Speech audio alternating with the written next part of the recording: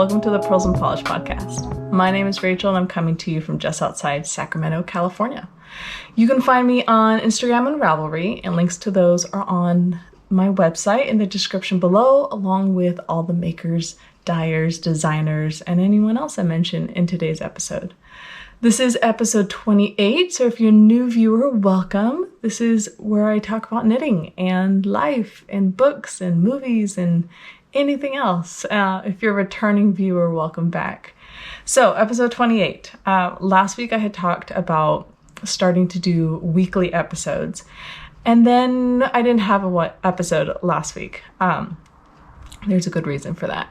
I had jury duty. So like I said, I'm in California, so I'm in the States, and every once in a while you have to do jury duty. So you have to listen to a trial, and then as a group of 12 jurors come to a conclusion as far as whatever the trial was on. So I had jury duty last week. So I sat for 5 days, which is actually pretty short, for a car accident, driving under the influence of various substance. And then we had deliberations, and it took all day, but I feel like we were pretty thorough, and then came to a conclusion. So not a ton of knitting was done. And since jury duty is all day long, like a work day long, I didn't have a ton of knitting, but that's okay. We're going to do an episode today. I have some stuff to catch you up on. And then this Friday, instead of having another episode, 4 days later, I'm going to have my first tutorial. So I've already got everything set up to record it. So keep an eye out for that. Of course, I need to tell you, make sure you like, you subscribe, turn on that little bell so that when that tutorial comes out, you'll be ready for it. So let's get to the knitting. Starting with finished objects. These are my last 2 items for summer sock camp. I know it ended a couple days ago, but I finished my last 2 things right before the end of camp, and I'm so excited to show you. So first are my slack tied socks. So this yarn is by Filato, and I know I talked about all the time. Gwen sent me this for Christmas last year, and this was so lovely. It's called Showl and Damson on her tweed base. So if you see all these little fuzzy nips, that's the tweed. I'll show you the toe. So because of the tweed, the yarn is a little more, you would describe as rustic. It's got a little, I know we use a lot of words to describe the feeling of the yarn in your hand. Toothy would be another word to describe it. It's just got a little, it's not rough, but it's a little more textured, a little slightly rougher than a super smooth merino, which I really enjoyed. I work with merino a lot, and I love merino, but sometimes it's nice to just work with something a little different feeling in your hand. So this is the Slack Tied Socks by Lindsey Fowler of Larkspur Knits. You guys know I love Lindsey Fowler and her patterns. I've done this pattern before, and I really wanted, when I grabbed this yarn, a pattern that was really going to showcase the yarn, but still have some texture. So I don't know how well you'll be able to see it, but there's some ribbing here in the back of the leg, and then you have ribbing here on the top of the foot, and it kind of like stair steps, staggers of when the next ribbing starts.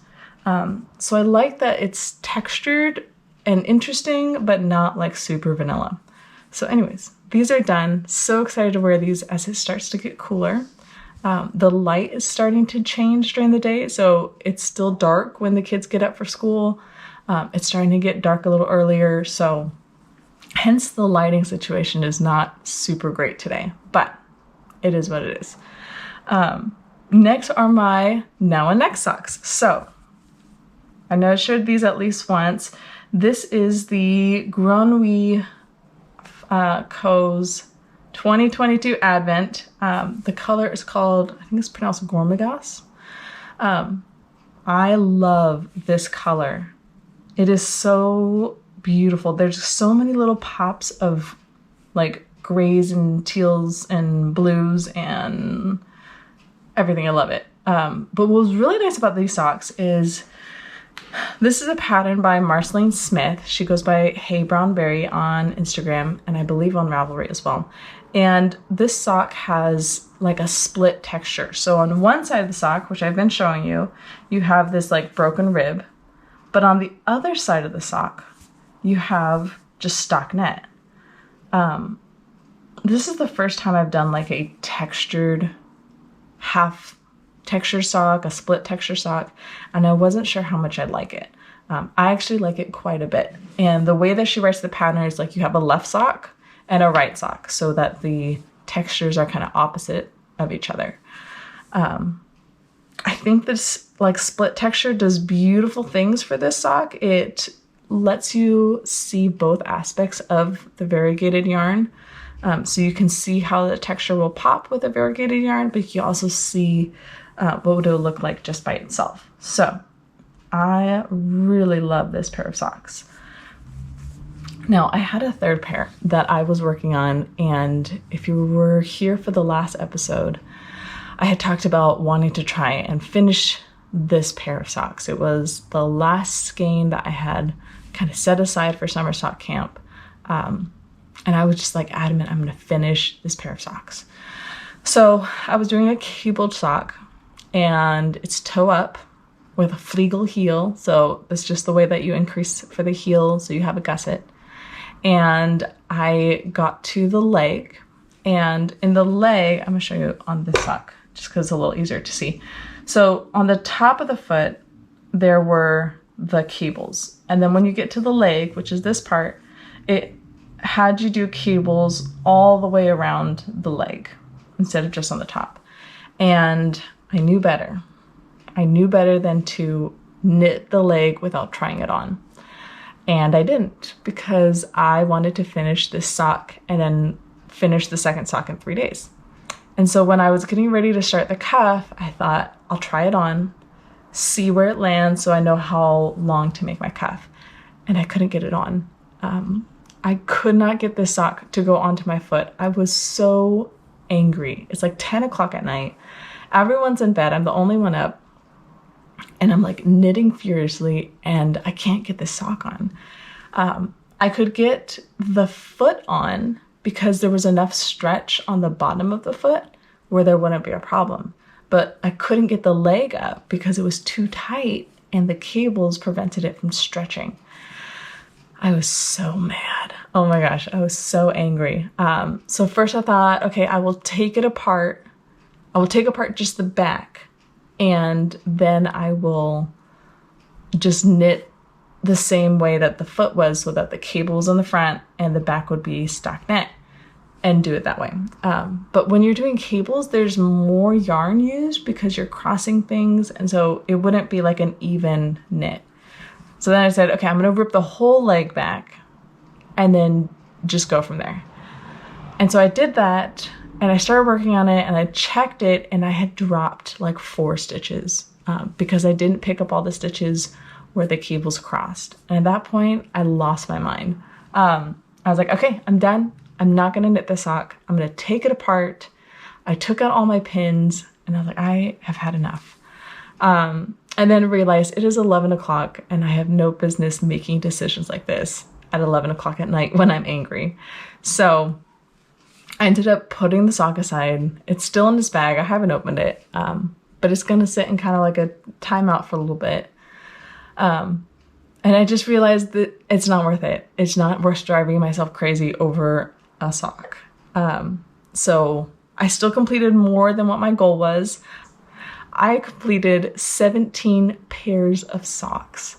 I think most of them were like full length socks like this. I think only 3 were like shorties.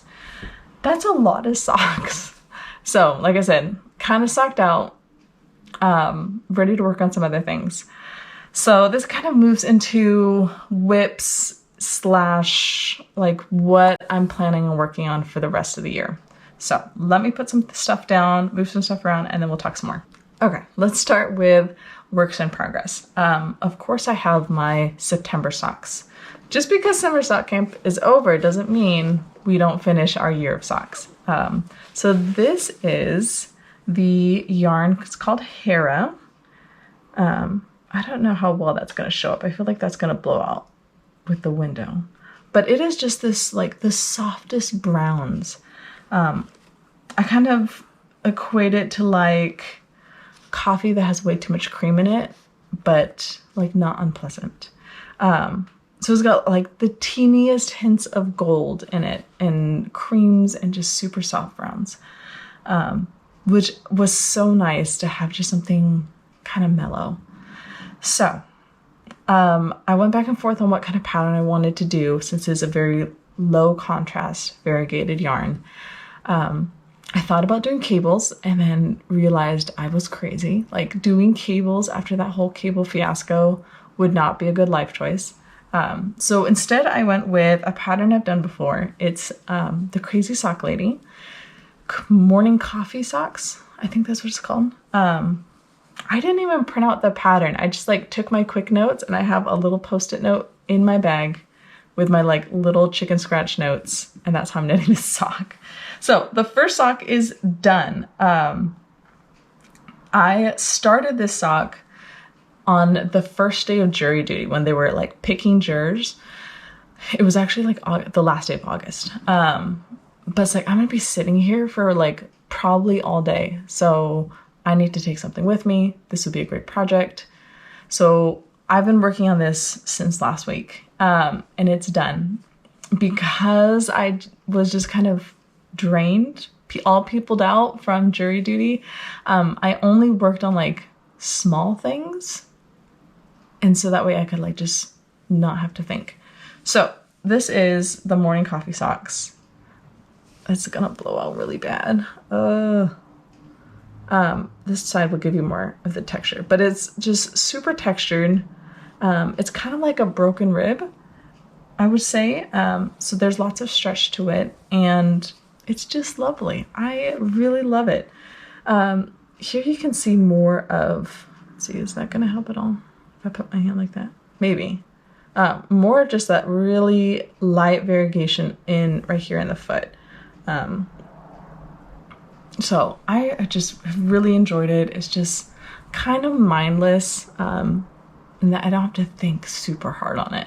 So that's in the works. So let me put that away. The next pair of socks, actually, no, I'm going to pause that. I'm going to show you one more thing, and then I'll talk about the next two items. So my grandmother is in her late 80s, early 90s. She's quite old. She knits and crochets and does all these, like, handcraft things. And so I feel like our craftiness is kind of genetic, because my mom does the same thing and I do the same thing. All three of us cannot sit and, like, watch TV. We have to be, like, knitting or sewing or doing something with our hands. We have zero chill. It's not my fault. But anyways, my grandmother, one of her nieces, on, like, one of the farther sides of the family, is having a baby. And she instructed me, you're going to make me a baby hat so I can give it to my niece. And when your grandmother says, make a baby hat, you say, okay, Grandma. So I'm making a baby hat for someone I don't actually know. But she's family, so it's fine. So I'm thinking about this, like, baby hat. She also wanted baby socks. And that I said, no, I'm not making baby socks. Mostly because babies don't like wearing socks. Like, I was constantly losing my kids' socks. So, like, I'm not hand knitting socks for this child to, like, kick them off. So I'm making this hat. So I went to Joann's and I bought baby yarn. I know babies do just fine with, like, wool. And some people say wool is actually better for them than not. But I don't want to give my nice wool things to someone who's not going to, like, appreciate it. So I got Lion's brand, feels like Butta. Like, that's how it's written, Butta. So this is 100 grams, 218 yards. It's 100% polyester. It says it's a 4 medium. According to Ravelry, this is like a worsted weight yarn. It's very soft. It's kind of like terry cloth, like that same kind of feel. It's super soft and cushy. Okay, this would be great for a baby, covering their head, keeping them warm. So I started this hat. I didn't get a ton done, but I started it. So I'm doing I believe it's the Barley Hat by Tin Can Knits. It's a free pattern. Like I said, I'll link it below. I finished the brim. I'm starting the body of the hat. So it's got this cute little like garter stitch texture to it. So it's going to be a great hat for a baby. I'm not having babies. Let's be very clear about that. I am done having babies. But yeah, so I'm working on that for my grandmother. Yeah, and then I'm not making any more baby things. The next two items I'm going to show you are test knits. So if you're not familiar, a test knit is when a designer will say, I have made this design and I need people to try it out, to either knit it to make sure that the instructions make sense, take pictures, and then you kind of come to this agreement that the designer can use your pictures, that there's some sort of compensation, like you get a free copy of the pattern or 2 free copies of the pattern. And it's just a great way to try out patterns like before anyone else has it. So I've done several test knits and samples before for different yarn dyers, for shops, for different designers. So Emily of Emily is Knitting, she put out a call for DK socks. I said, absolutely, sign me up. Did I have any business applying for this test knit? No, I did not, but I did anyways. And actually, my socks are done, way ahead of schedule. I think she wanted them by the end of the month, and they're done. So she's doing these DK socks. This called the Shed socks. At the time of this recording, it has not been published yet, but keep an eye out for them. Better yet, go follow Emily on Instagram, and then you'll see when they come out. They're toe up, and this is gonna blow out. And then you can either do fingering yarn held double or 1 strand of DK. So they're toe up, and then it's an afterthought heel. And I'll talk about that in a minute. And then you do your cuff and you're done. So super, I wouldn't say simple, but just like super vanilla, which is wonderful. That's what I needed this week. Super cozy. The yarn I'm using, so let me rewind. When Emily said, yes, please knit these socks for me, I said, awesome. These are the yarns that I'm thinking. And I had a couple options I sent her. And she said, I really like this one. So this is Madeline Tosh. And this, I think it's her Tosh sock base. And it's called Silver Lining. The gray is actually, who is it? Explorer Knits. And it's, the colorway is called Wallflower. I've had it in my stash for at least 2 years. The Madeline Tosh I bought in Pacific Grove when I was there in June for my anniversary. The Tosh sock does not have any nylon in it. So I kind of went back and forth of whether or not I actually wanted this because there was no nylon, and decided yes, I do, because I'm going to use some other color that will probably have nylon. The gray definitely has nylon in it. The only reason you would want nylon in your socks is for strength. Really, that's it.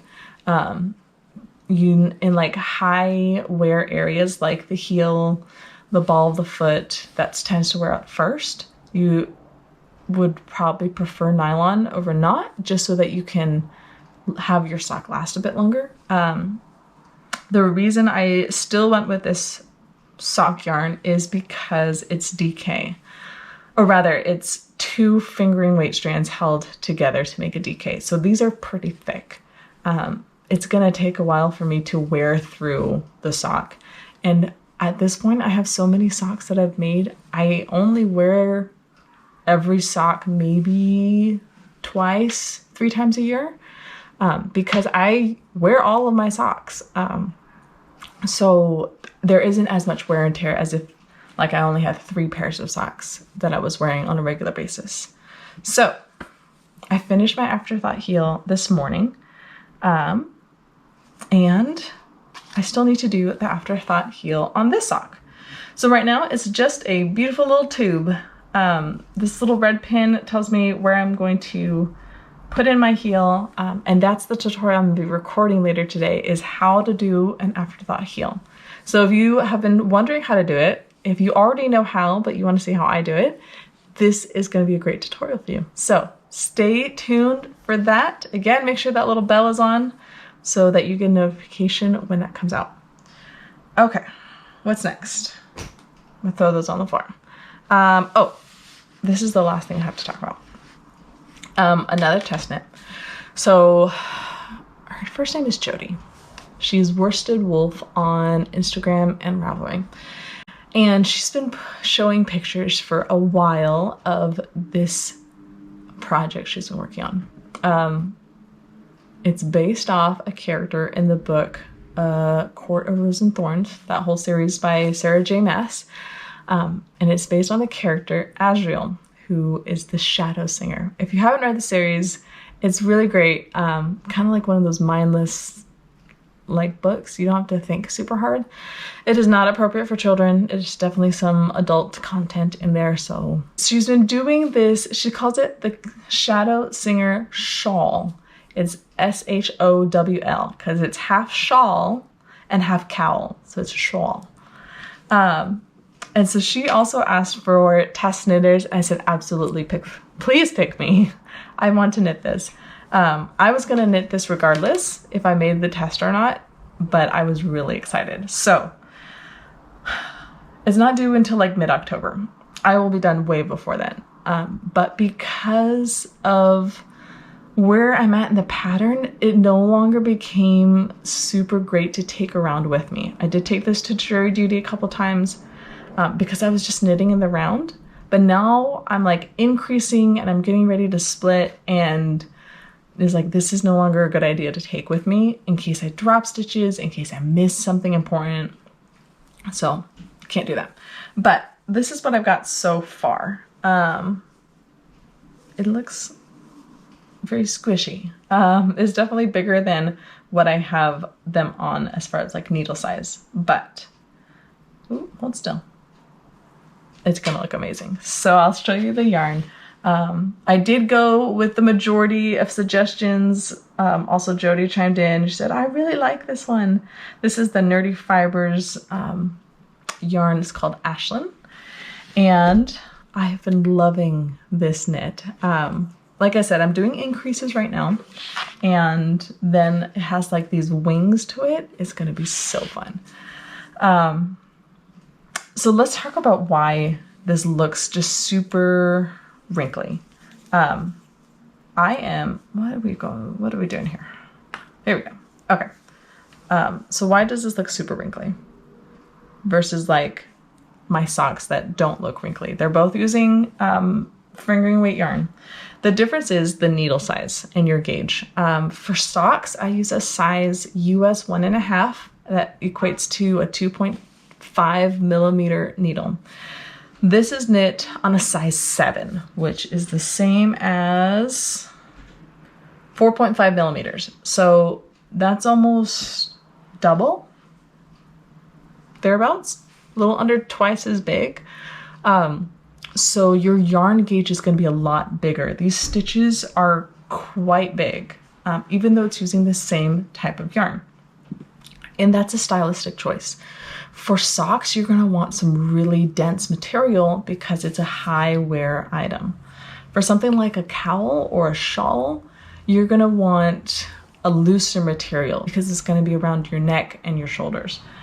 So it's just a stylistic choice. Other thing that I'm doing right now is I have 2 yarns. So because these are hand dyed, right? I've got 2 of them. Even though they came from the same dyer and it's the same dye recipe, they're both different. They're sisters, not twins. So if I were to use one, so much noise this morning. I'll wait for the ambulance to go by. Hopefully everyone's okay. You can't see it so much when they're in the cakes, but I could notice more when I was unraveling them and skinning them up. One of these skeins had more brown in it and the other one did not. So if I were to knit like halfway through the neck and then grab the other yarn and then start knitting, you're going to see a very strong line as far as like, oh, these are two different colors. So I'm alternating rows with these to mix them so they just blend more. It also helps with pooling. So pooling is when like patches of color all just kind of stick together in the same spot. I don't think I have anything that has pooling in it. Hold on. Let's see. One of these socks. Oh, here we go. This is like a very poor example of pooling. But do you see where my finger is right here? Let me move my hand down. That's an example of pooling. There is a big patch of gray. Now, it's not super noticeable. It's not going to make or break the socks, right? But for something like a sweater, that could be a stylistic choice that you want this like big zigzag, or you can decide like absolutely not. I do have at least one sweater that has some pooling in it and it drives me crazy every time I put it on. But I'm not willing to take the whole thing apart and change the way I knit it. So this also helps with pooling. Some people love pooling and they like purposely knit things so that their colors pool. I don't particularly care for it. I don't think I have any big pooling patches. Yeah, no, because these are blending really nice. Maybe here, hold on, make sure I don't lose anything. Maybe here, because I have a big patch of brown. Hold on, back up. But it's not super aggressive, so I'm okay with that. So yeah, that's what we're working with. I've been really enjoying this pattern. Keep an eye out for updates from Jody of Worsted Wolf when it is live. I should be finishing the increases probably tonight and then start on the wings, and I think that will go by pretty quickly. So those are my works in progress. So let's talk about end of the year plans. I know it's only September. However, the end of the year is quickly approaching. I count the end of the year as like September, October, and November, because December is Advent season, and I have, I think, 3 Advent socks that I'm doing this year. And I have 2 like traditional Advents. I said I wasn't going to buy any traditional Advents. And if you don't know what that is, it's yarn dyers will do either like 12 or 24. Some of them do 30, 31. But like individual little packets of yarn. They're usually like mini skeins. And you open one every day to count down to whatever. Some people use it to count down to Christmas. Some people use it to count to the solstice. Some people use it to count to the end of the year. Some people do it in October. Some people do it in February.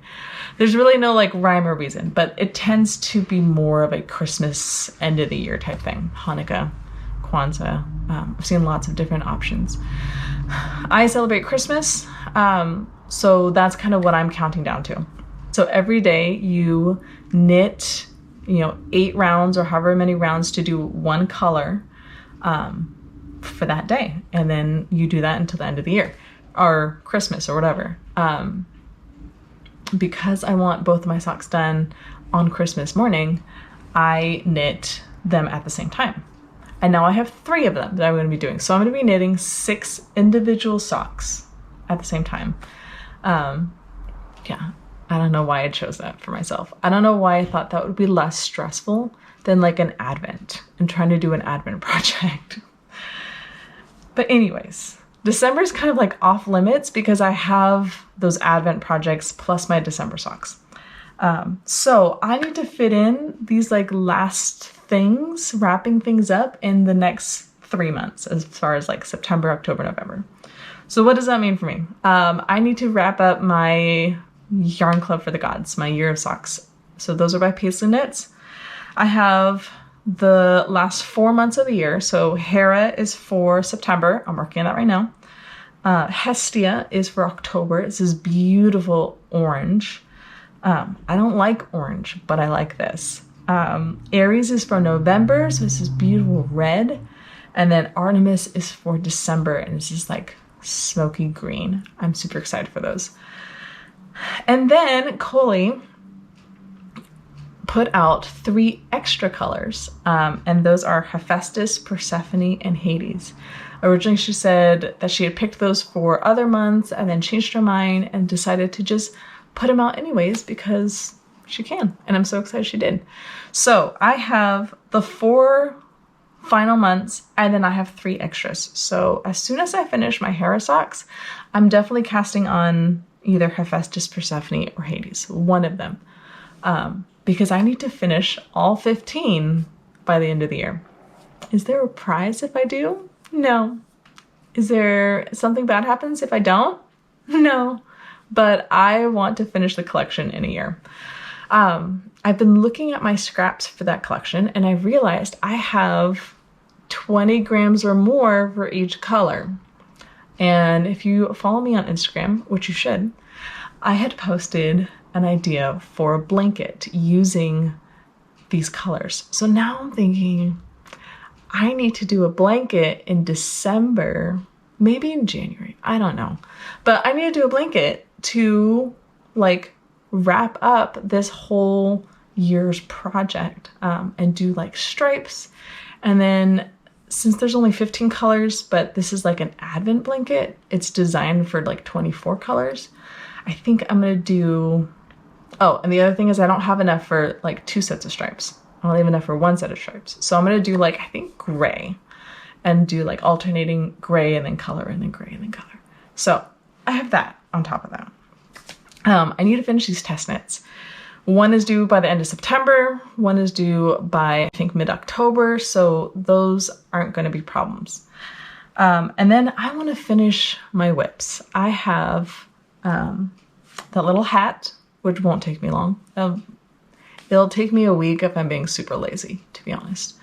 I have my garter snake cowl, which I'm about halfway done, if not a little over halfway done. So I need to just like buckle down and finish it. And then my Soho top, I had started it before summer sock camp. I had gotten like through the bust and tried it on, and it was too big.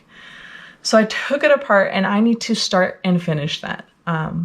It's still pretty warm out. Like I'm in shorts and a tank top, and it's September. So I still have lots of time to finish it and wear it still this year. But I need to get that done. And then I have my Zwig sweater. I started this sweater June 2022. That was the year I thought I was going to knit 6 sweaters in a year. Did not even come close to finishing that. So I started right at the beginning of summer sock camp, or right before summer sock camp, and then I like put it away because it was summer sock camp, and I haven't picked it up since. So if I remember correctly, I had knit the top, I did all the color work, I knit the body. I chose not to do the texture part of the body, and I was getting to the point where I needed to start my bottom ribbing of my sweater. In my infinite wisdom, i.e. I did not read the pattern, it said to do like I don't know how long the body was, which seemed really short to me. It's like, well, I'm gonna knit it longer because I don't like crop tops. And then I looked later for the ribbing instructions, and it's like 5 inches of ribbing, which would account for a shorter body. I said, oh, that makes sense. Again, learn from me. Read all the instructions multiple times while you're knitting something so you don't get surprised.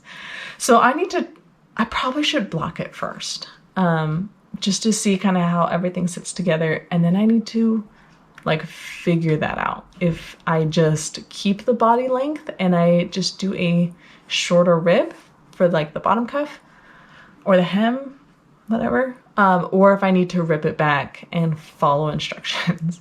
So that's the last of my like items that need to get done. And then after that, if I finish all those things and my extra socks, then we'll see from there. I have a bunch of tube socks that still need to get worked up that have been sitting. One of my original goals was to work through all of my tube socks. Nowhere close to being done with that. Not even close, but that's okay. That's the knitting content. Let's talk about books. I have been reading Anna Karenina by Leo Tolstoy. It's the book club book for our book club, classical books. Anyways, we met yesterday. This has been such a fun group. I'm so glad we joined. One, because we like get to do it together, my husband and I, and we're meeting with other couples who are also like friends from church. But also the couple who hosts everyone, they love doing themed dinners. So when we read Emma, we had a like themed Regency dinner. When we did The Little Prince, we had like a French themed dinner. Anna Karenina, of course, is Russian, so we had borscht. I've never had borscht. I didn't even know what it was. I just knew that it was like a soup. It has like lots of root vegetables, so it had potatoes and beets and onions and dill, and it was so good. I don't like vegetables. I eat like a child, but I really liked this. And then we put sour cream in it. I don't know if you're supposed to put sour cream in it, but we did, and it was really good. And then we had beef stroganoff. I don't know how Russian that is, but it was also really good. And then we had pavlova for dinner, or for dessert. You guys know I'm a Bluey fan. So pavlova is featured a lot in Bluey episodes, and so I know what it is. I've seen pictures of it. I've seen people make it, but I've never eaten it. It was the most delicious thing I've ever had. I need to learn how to make pavlova, which I don't think is actually Russian. It's named after a Russian ballerina, but still delicious. So anyways, Anna Karenina, it's been a really good read. I'm actually listening to it just because it's really long, but I'm still really enjoying it. So if you haven't read it, if you have a long commute and you need something to kind of keep you entertained, get Anna Karenina. I think the version on Audible that I'm listening to is free if you have an Audible membership. So read it and let me know what you think. For shows, I've been kind of in a show slump. I've been watching Lost Treasures of Egypt on Disney Plus lately. I think it has like 4 seasons. Once upon a time in my childhood, I seriously considered being an Egyptologist. And then when I got to college, I never like pursued that. And even though I have a minor in history, and I always felt a little sad over that. So it's been really fun watching all these like archaeologists in Egypt. I would have loved to do like archaeology in Mexico. There's so much there still to be refound. But anyways, it has been really interesting to see all these different sites that they're digging in, things that they're finding, how they're preserving it. So if you enjoy stuff like that, definitely check that out. But other than that, I'm not really watching anything like interesting or fun. So if you have something interesting or fun, let me know. I would love to hear it. But that's our episode for the day. It's getting a little late in the afternoon, so I need to do other things. But I had so much fun hanging out with you. I hope you did too. Find ways to be kind, and I will see you not this Friday, but next Friday for our next episode. Okay.